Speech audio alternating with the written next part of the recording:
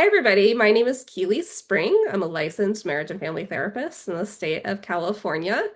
And this is my podcast where I interview fellow clinicians about the amazing work they do to try to kind of pull back the curtain on what we do, why we do it, and all the different ways in which we do it. So, to that end, I have with me somebody, Carrie Johnson, I've known for quite some time now. We actually met through a professional networking event or organization, not event.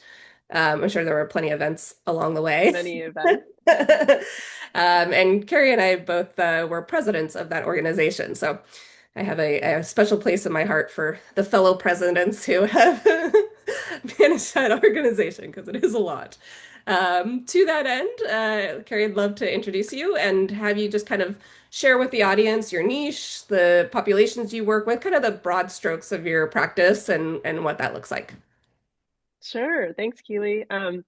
So I've been in private practice since about 2017, and my specializations are with kids and adolescents and teenagers. And I particularly see a lot of early diagnosed ADHD and lately much more like autism and neurodivergence, like learning differences and that type of diagnosis. So in addition to that, kind of anxiety, depression, behavioral and family issues as well. And so that's a big part of my practice. But I also work with adults and couples. And in that sense, mostly with similar anxiety, depression. Sometimes adults, parents find out that they're also neurodivergent when I'm working with their children. So that sometimes is part of my individual work as well. Hmm.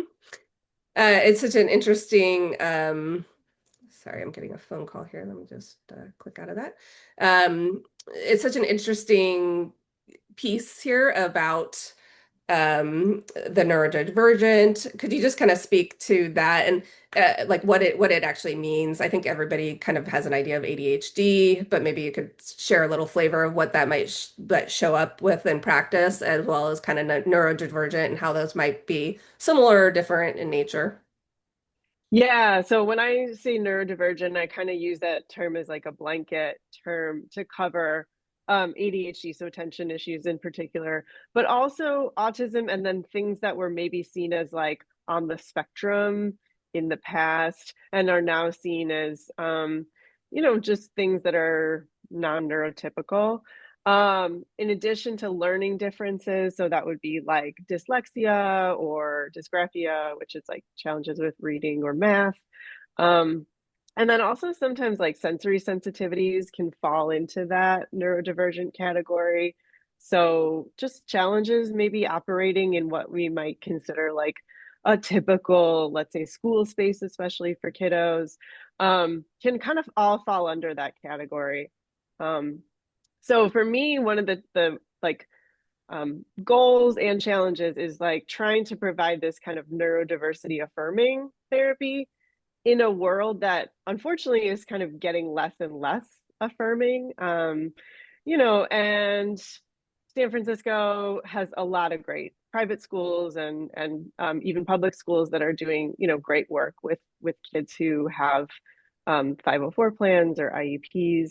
But in general, it is challenging for the kids and for their families to really feel like they're understood and recognized and can be supported if they have these diagnoses or if some of these behaviors or symptoms are present.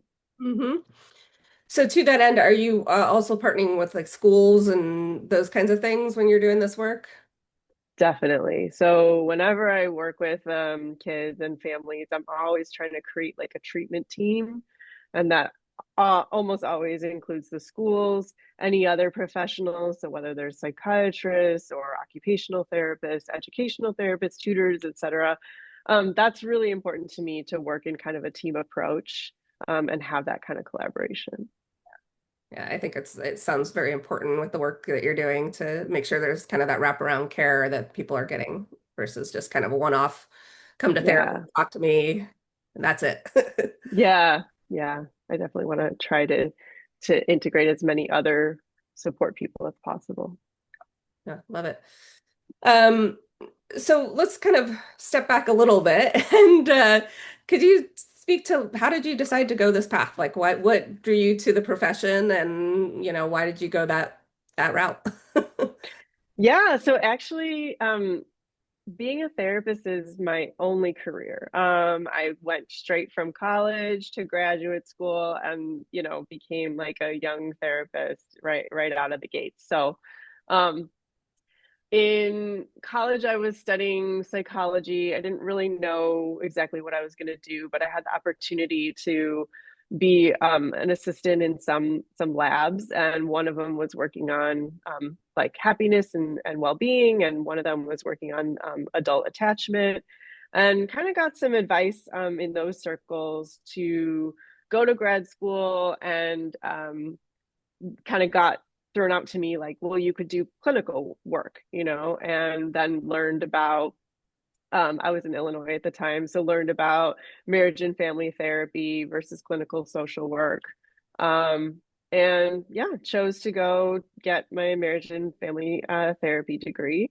And that's kind of, what set me on this path. In Illinois, and then when I first moved to California in 2013, I started my career in the foster care system Wow. and in the probation system. So that's really where I got a lot of my experience working with kids and teenagers. Just in a really challenging system where there's a lot of different needs and a lot of different things, behaviors, symptoms, etc. Um, and then, eventually was able to transition to private practice, and kind of that's the path I've been on since. Mhm. And I forgot to clarify before, do you do online only or do you also do in person? I actually do both, particularly with kids and teens. I really like to have them in my office, especially since I mentioned like with kids with attention issues, or sensory issues, or the need for some kind of like fidget or playing or that type of thing. It's really hard sometimes to do that online, although it's certainly possible. So I definitely know a lot of my colleagues are doing great telehealth work with kids and teens. For me, my preference is to have them in the office at least until we develop a relationship and I have an assessment of yeah what they're like and how they function both in the office and online. So yeah, I still kept an office, and I offer both to whoever whatever the preference is. Uh-huh. And your office is in San Francisco? Yes, yeah, it's in the Castro. Yeah. Mhm. Okay, so what do you like about the work that you do? Yeah, I really like the ability to kind of be creative. So in any given day, I might see a young kiddo, I might see a teenager who's like making a decision about college. I might see a couple who needs some either parenting support or some relational support.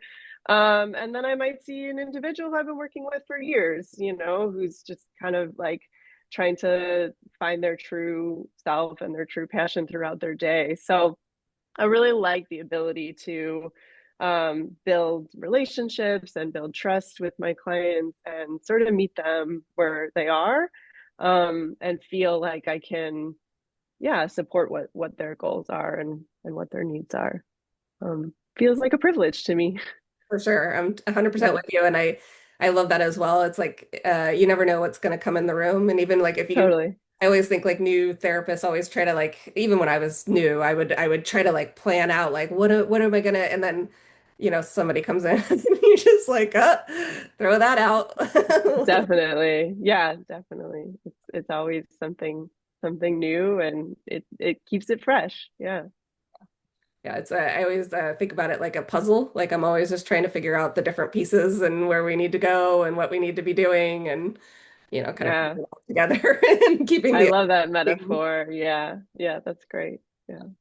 Okay, so what are the type of modalities that you use in the work that you do?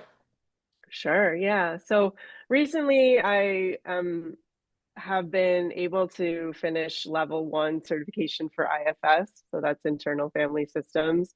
And that model is I think particularly useful with adults and individuals.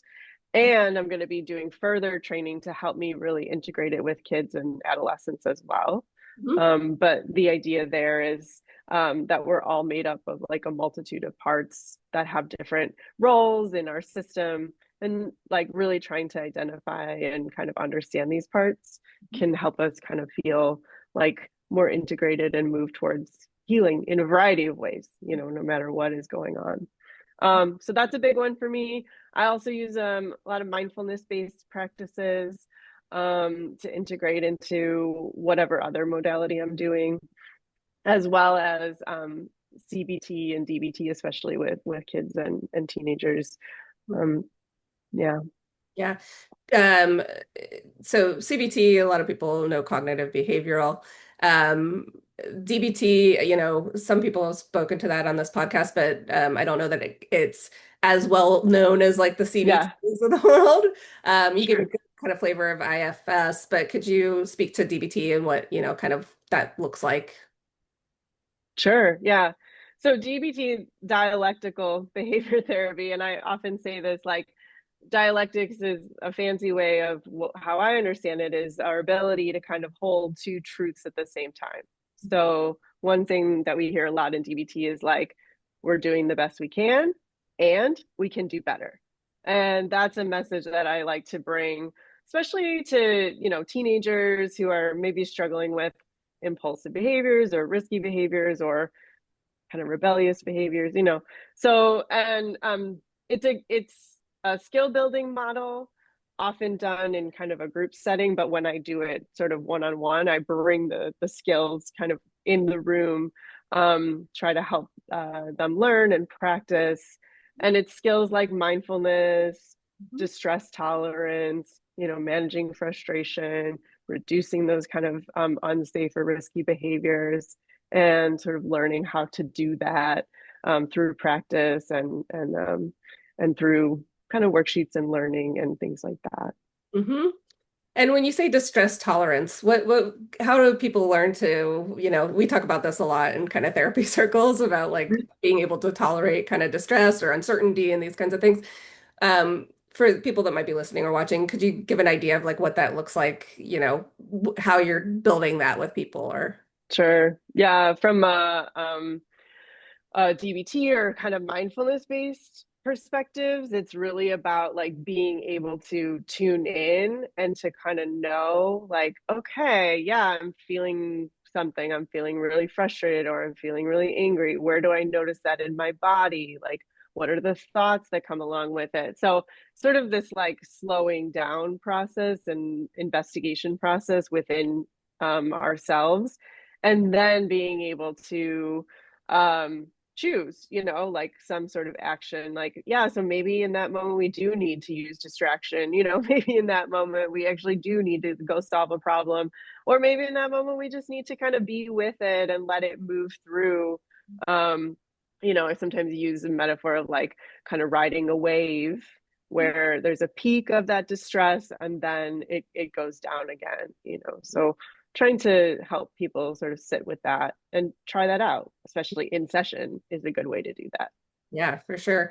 And I like the piece that you bring up too, is like our bodies have so much information and it's Mm-hmm. such a huge key component of dialing into what that distress looks like. Because, some people might hold it in their jaw, some people might have Yeah. that stomach or a racing heart, or their shoulders might be at their ear. It manifests in so many different ways in the body, and just even tuning into it can really kind of help people move that forward. Yeah, and sometimes that's a new skill. Like that some people, and especially when I work with kids and teens, are like, I don't even know how to do that. So sometimes that's the building blocks. Mhm. Yeah, I think it's one of those things that as we become more digital and removed, Mm, I think, there's a lot more focus on like even cognitive behavioral. It does have a mindfulness piece that people don't always, yeah, this or talk about because it is sure. so much about like reframing the thoughts and the behaviors and all those kinds of things. But I do think that in the national conversation about therapy or therapy skills, it is very like thought-based or behavior-based versus Yeah. really tuning in to, the information that's already there, but that kind of gets cut off from. head, body, two different things. Yeah, and that could bring us to like a whole nother topic about like AI therapists and that kind of thing. But yeah, to me, that's one of the benefits that we have as talking face to face is we can get a lot of information. I could potentially see you clenching your jaw, right? Or I could potentially see if your body is tensing up, and then help you notice that as well. Hmm. Yeah. Yeah. Sometimes it's easier for other people to notice versus ourselves, but then Exactly. build that skill of noticing. I do practice Hakomi and somatic work as Hmm. well. And that's Yeah, the part I love too, is just kind of getting people in tune with where you holding that stress, where you holding that tension, what does it look definitely. like? Yeah. Yeah. Yeah. Yeah. Okay, so all that said, what does a typical session look like? Is it formulaic? You're going through a like checklist, or is it more organic and kind of, following the That's a great question. I used to have a supervisor like my first, I think, internship who was like adamant, like you always go into a session with a plan. And so I think sometimes I especially when I work with kids, I do often have a few ideas in my head about like this worksheet or this activity, because sometimes they're not always like bringing in something that they want to work on or talk about that day. Um, but I also I'm not tied to that, so it really often also depends on doing some sort of check-in.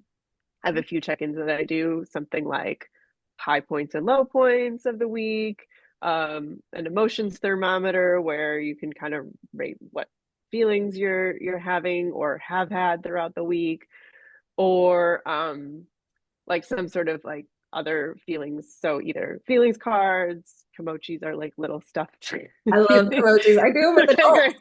I love Yeah, them. Yeah. exactly. Yeah. And right. So usually the check-in can sometimes lead into, what we're gonna talk about. With adults, not very formulaic at all, mostly about similarly though, like what's present for you, Mhm. what parts are you noticing, what's happening in your body, in your mind, in your behaviors this week. So um I would say it's relatively loose, but Mhm. with some Yeah. uh tendency to start in a certain place.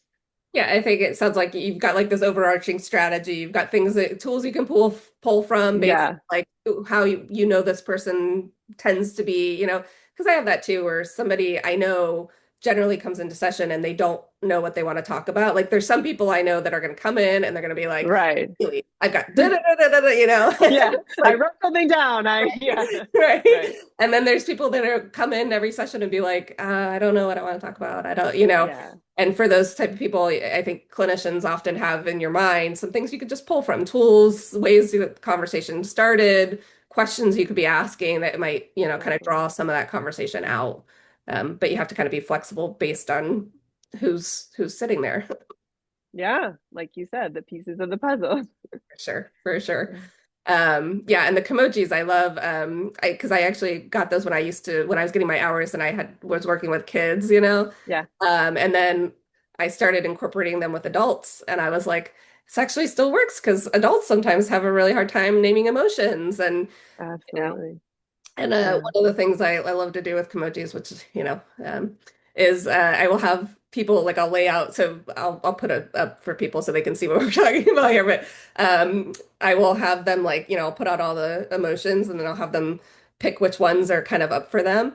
And then we'll talk about them, and then I have them throw them as hard as they can against the wall as like a way to just like get like in their body and get it out. yeah, And they're like stuffed animals, so it doesn't really, it's not making any impact of any way, but there's like a cathartic, but that's what I love about kimochis. You can use them in so many different ways. They're so versatile.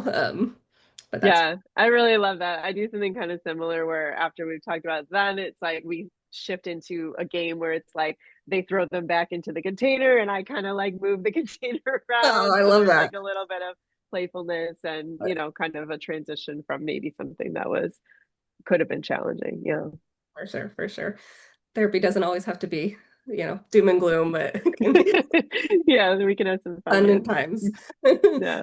Okay, are there any things that still surprise you about therapy and the work that we do? Yeah. I would say there's like what because I told you like I was a fresh young therapist, I really went in with this like fixer kind of part and this Uh-huh. certain role. And now that I have had, much more experience, like I allow myself to be surprised and like intrigued by what clients can teach me and how we're having like this exchange of like support and healing and common humanity basically, which can sometimes feel like hard to grasp onto, but we can like find that in the room. And so being able to let go of that idea and narrative about like what a therapist should do and how I should be, that has helped me feel like more able to be, surprised or even delighted by what else is there besides like a fixer role. Yeah. I love that way of framing. I think sometimes too, the fixer role just feels like we have to be like always like all knowing and have all the Yeah, answers. And I think that that framing is just it undermines the work we do because you're not able to just kind of, it's too much pressure. I can't, totally, wouldn't be able to fix people even if wanted to. Just more about getting them to where they feel like they're healthy and happy and, have tools. totally. Yeah. And more as like there's less stigma around going to therapy, or there's like so much more awareness about mental health and well-being. Like I think a lot of people are not really looking for that expert as much, they're looking for sort of a partner and a guide on their journey, but they sometimes want to like have more say and more collaboration in themselves. And so I think that's a really, positive thing that's happening in our Yeah. culture. Yeah. I think to your point, it's like more about the human connection and working things Yeah. human level versus kind of, you know, check the box. Because you could ask ChatGPT, like, what should I say to this person? Or Right. but you also Right. don't get the like feedback of how that lands or, what the tone is saying or those kinds of things when you're actually practicing. Absolutely. Yeah. Yeah. Okay, what is something that you wish people knew or understood about therapy? Yeah. So I think when we're talking about there's so many ways to like get support. And let's say we're talking about using ChatGPT, like that's okay. Like I'm not against people typing in like what should I do if I'm not sleeping at night, right? Totally. um But I think there is something, to be said about what you and I are talking about, like the genuine connection, the authenticity, the the healing that can come from like this type of one-on-one relationship or two-on-one, or if you're with a couple or with a family. Um, so I think that's definitely one thing. And I talked about this earlier. Like I definitely think there's a lot less stigma about going to therapy, especially in California and San Francisco, but across, the country and that type of thing, I think there's still sometimes this idea that there's a problem that needs to be fixed. You're broken, you're crazy, you're this and that. And I just don't, I don't subscribe to that. I don't think most therapists do subscribe to that. Um, I haven't met I one that think most, I think has. most therapists, our bias is like, we would love for anyone to be able to experience that and to see what kind of benefits can be had from it. So, yeah, really wanting to really reduce that idea that there's like something wrong that needs to be fixed. And I know you've talked about this with other people on this podcast as well, that it's not about being broken or it's not about needing to be fixed. Yes, but I don't think that message can be said, or like I don't know. I'm like Yeah, totally inarticulate, but I think it needs to be said yeah, repeatedly because I do think that it is such an important component of, people being like, well, I don't really have anything that's going on. yeah, yeah, And I get that. And sometimes those are the people that come in and they're like, I don't know what to talk about. yeah, There's always somewhere, and I always think too there can be so much more usefulness actually of therapy when you're not in distress. Because when you're in distress, It's just Hmm. a very like targeted, we've got to just like deal with what's distressing you now. When you're not in distress, you can actually be like, oh, wait, here are the patterns that I'm doing, and are these serving me? And Absolutely. do I want to change them or do I want to keep them? You get to have a lot more kind of rational brain uh, Yeah. part of it as well when it is Yeah. not, fixing some sort of thing. Yeah. I agree with that. And I would also say like it like I said earlier, like I feel like therapy is hopeful. And especially when I work with like kids and teens, I look at them and I think like, yeah, you're gonna change the world. Like, and so there's this idea, especially in like family systems work, that like one part of the system does some sort of healing work and that affects the rest of the system. So to me, like that's part of what feels important and allows me to stay hopeful about like the state of the world, because there's this, idea and belief that any one part can like have an influence and we may not know what that is, but this rippling effect feels important to me. Yeah. Yeah, I enjoyed like 13 to when I was working getting my hours. I liked the 13 to 14-year olds just because I liked they were just so like on the cusp of like figuring Yeah, out who they are, and then totally. teens, and now I've worked with some people that are in their early 20s, and you just see like there's so much growth that can happen and so much Absolutely. change and potential. It's really kind of heartwarming to your point of like these people are going to change the world because and now they Yeah, get in this healthy way because they have the tools and they're they've figured out their own stuff, and they didn't get to be adulthood and feel like I don't know what I'm doing or whatever. They're very in touch with who exactly. they are and grounded. Yeah, yeah. I totally agree with that. Uh, okay, so final question in this clinical area. Is there a tool that we could share with the audience that might be useful for them?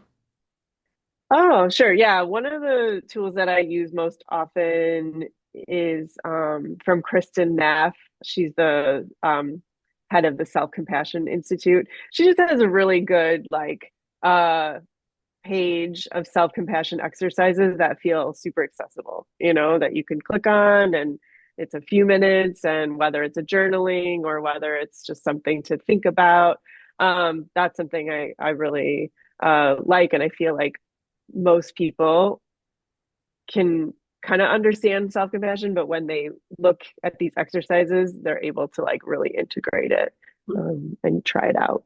Yeah. And I'll share it with people here, but she also has a book of the same name, Self-Compassion, right? That has a lot of these Yeah. tools in there. It's a great book.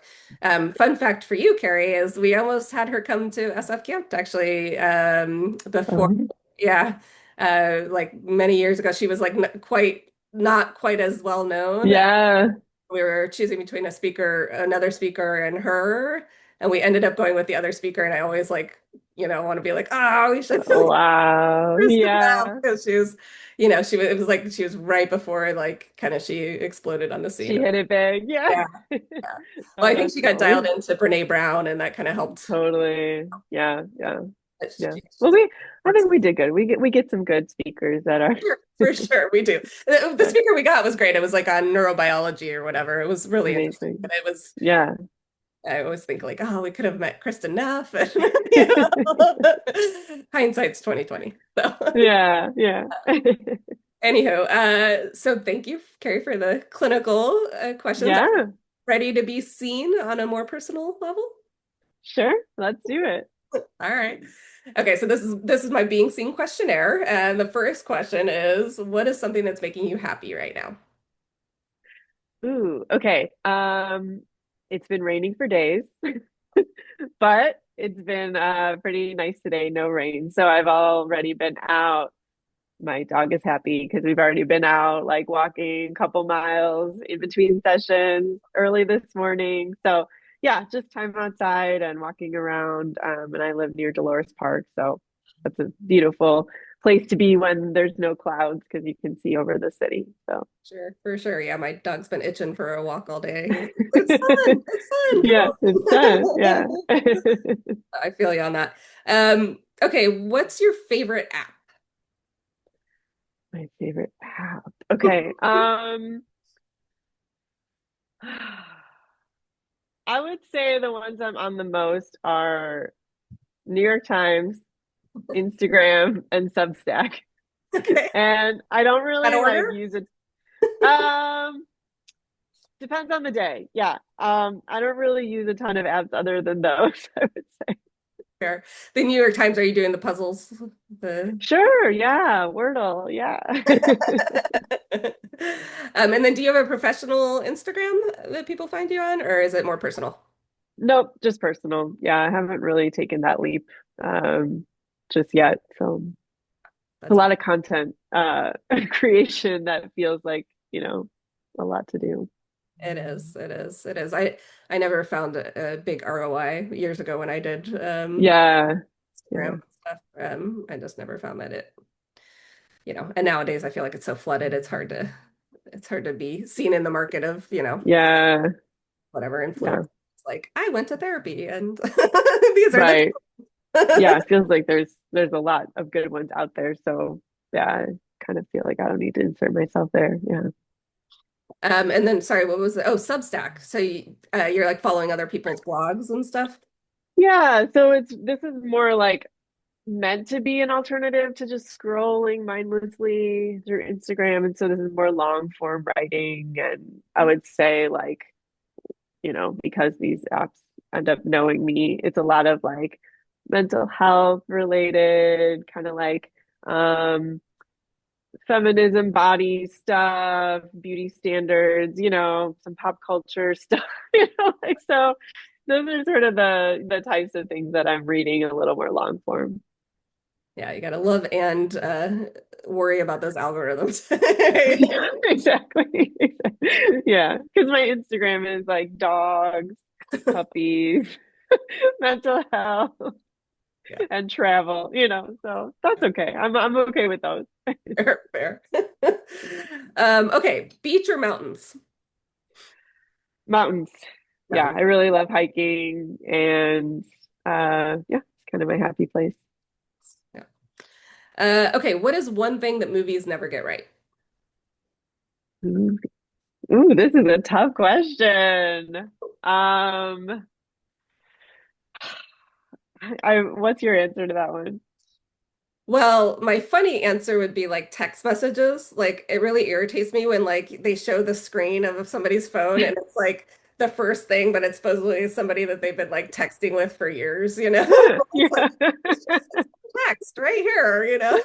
Right, right, And I will say a right. lot of clinicians, which I don't disagree with, will say something along the lines of they don't get therapy right. Like therapy is always this like kind of weird, no boundaries or like really inappropriate Oh, boundaries, sure, sure. or like Yeah, relationships are not really like they're very like cookie cutter and a bow being like, and this is what happens. And yeah, so yeah. those, Oh, yeah. Now I'm thinking about like Robin Williams in Good Will Hunting as the therapist. yeah, where he like puts him up against the wall and is like, I will end you. Exactly, exactly. And then they have that huge cathartic moment, and then suddenly everyone's healed. Yeah, yeah. Yep. Yeah.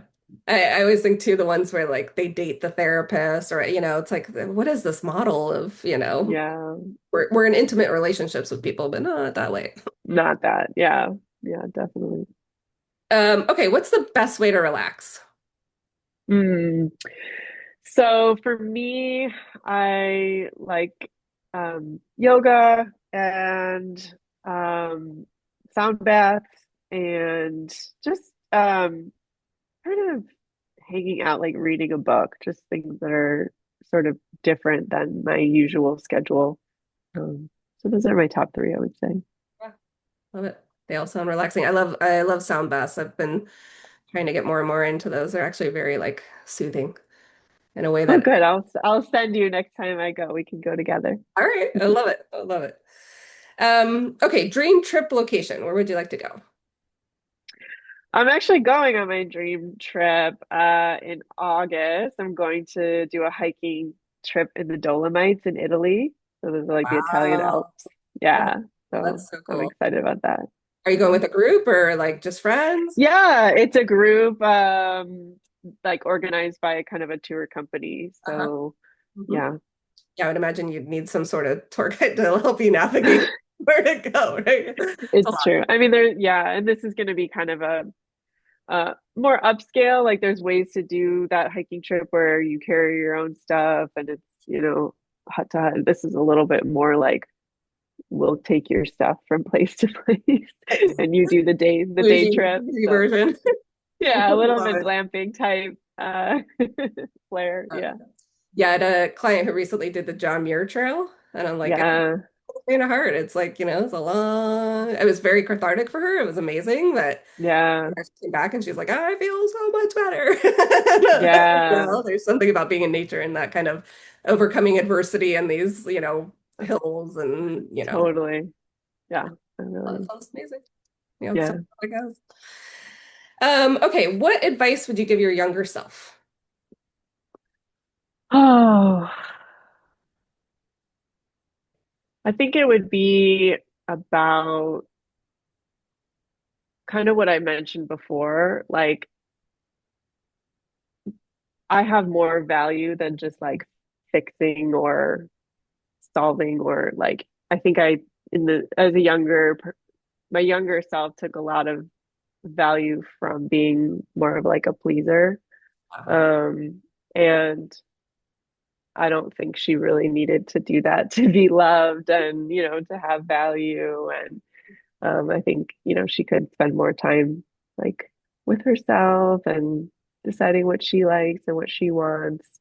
Um, and yeah, not needing to like check with others first before she decided. I love that answer. I bet it resonates for a lot of women in particular. Yeah, yeah, I can imagine. Okay, out of the four seasons, which is your favorite?